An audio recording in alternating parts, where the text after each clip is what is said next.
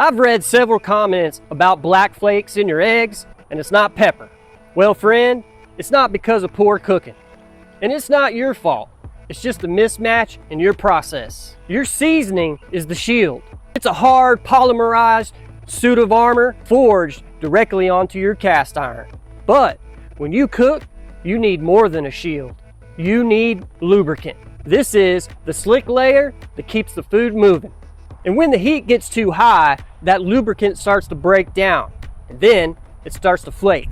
And today, I'm showing you exactly how to match your shield to your oil, so you can stop eating carbon for breakfast. And stick around, because I'm going to show you how one natural oil is actually a liability in your kitchen.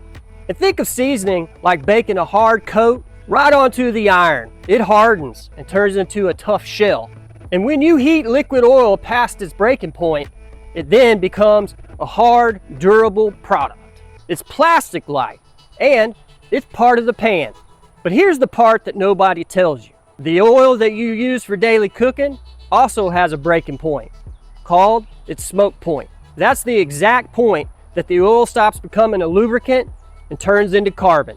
If you're gonna use weak oil for high heat cooking, it's gonna crumble and flake into your food. Your shield might be fine, but the oil's turning into ash. You have to match the oil to what you're actually cooking in the pan, or you end up fighting a losing battle. And here's what most people get wrong. Medium heat is like high heat for your traditional non-stick pan, or maybe a Teflon pan or one of those ceramic pans. On most stoves, a medium heat preheat, your cast iron can get anywhere from 325 degrees up to 425 degrees.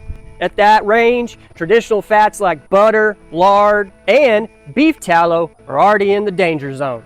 Tallow and lard are incredible for the sweet spot, medium low. That's 300 to 350 degrees. And that's perfect for grilled cheese and some eggs. But if you put those fats in a piping hot pan, they're gonna break down, period. Now, I know some of you are anti-seed oil because you light me up in the comments like it's the 4th of July. Some of you call them industrial lubricants, and others say it's poison and I would never touch the stuff. But don't worry, my anti-seed oil friend, I've got just the one for you. Now, when it comes to cast iron cooking, we need chemical stability so the oil can stay intact while we cook. And if you use the wrong oil here, you're not just burning oil, you're creating a sticky mess that's attracting carbon. And we're gonna look at a couple high heat heroes in just a second. But first, we have to talk about the biggest trap in the cast iron world. However, skipping that subscribe button might be a close second. So, hit that button real quick so I can keep protecting you from bad advice. And I know what you're thinking. What about that one natural oil that's a liability for my kitchen? It's flaxseed oil, my friend. And the reason I bring this up is because I still have some of you guys using it because you put it in the comments and you talk about it. And sure, flaxseed oil can make for a beautiful Instagram picture, and it can make it nearly as pretty as your grandma wearing her Sunday best. But we're trying to cook here, not take glamour shots. Flaxseed smoke point is a miserably low 225 degrees. What in the world are you gonna regularly cook at 225 degrees? Those temperatures sound like a better fit for a brisket on your Traeger in the backyard. The reality is, most of us cook a variety of meals and we want an oil we can trust. Now, back to flaxseed. Let me tell you why this became a thing. Around 2010, this controversy kicked off when a food writer made a blog post that went viral. She urged that flaxseed was the ultimate seasoning because it's the edible version of linseed oil. That's the stuff that painters use to make a hard film on a canvas. By 2012, this began to create a divide in the cast iron community. While the pans looked gorgeous, people started reporting all kinds of disastrous results. People started reporting major flaking and peeling, and it just wouldn't stay together.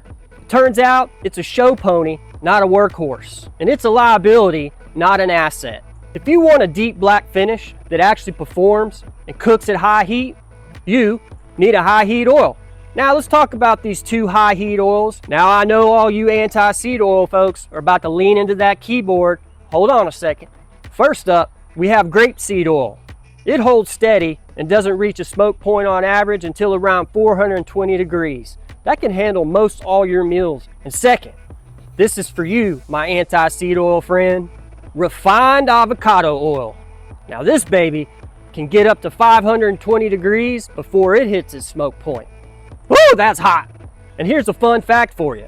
That means not only can you use it to make your outer shield, you can also use it to cook with. That's like the old days at Kmart when you got those 2-for-1 specials at the blue light special. So both grapeseed oil and avocado oil can handle these high temps without turning into black pepper in your eggs. So here's the strategy. I call it the Texas two-step. And don't worry, friend, I'm not asking you to dance. This two-step process is comprised of two things. One, you use an oil to season and bond to your pan. The other is what you use to cook inside the shield so that you can get premium results. And you can build that shield with the premium product, or, like I like to use Crisco, or like I said, you could use avocado oil. Typically, modern Crisco can stay stable well beyond 400 degrees. That is why it builds a durable outer shell. It's like your cast iron's defense. Then, for your daily lubricant, you can use your grapeseed oil or your avocado oil. They handle the heat of a preheated pan much more stable than like beef tallow or lard. And because this is a fresh cooking layer, you don't have to worry about it sitting around and getting rancid. The goal is we want to match the oil to how you actually cook, and your defense stays exactly where it belongs. I want you to stop being frustrated with the process and start matching your oil to your cooking style. And I want to know in the comments, have you been burning oil, or do you have a secret we're missing? Let's find the right setup for your cooking style so you can stop eating carbon and actually eat real food. And if you enjoyed this, please subscribe to the family and help us to continue to protect cast iron from bad advice. And in the meantime, this is Heath Hayley from East Texas Duct Tape. Keep seasoning, and God bless, my friend.